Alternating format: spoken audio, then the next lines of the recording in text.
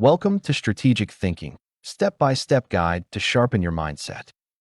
This course is designed to help you become a more effective thinker, planner, and leader. Whether you're managing teams, launching a business, or simply making better career decisions, the skills you gain here will help you think ahead and act with clarity. This course is structured into 7 practical sections, each building your skills step by step. We begin with this introductory section, which lays the foundation for what strategic thinking means and why it matters. From there, we'll help you build the mindset, tools, and habits to apply it effectively in real-work situations. Section 2 focuses on building a strategic mindset. You'll explore how to stay curious, think in systems, and handle uncertainty.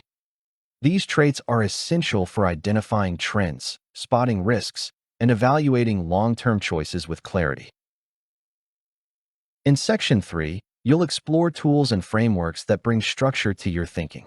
We'll cover SWOT, PESTLE, Porter's 5 forces, the OODA Loop, and decision-making models that help guide thoughtful analysis in real time.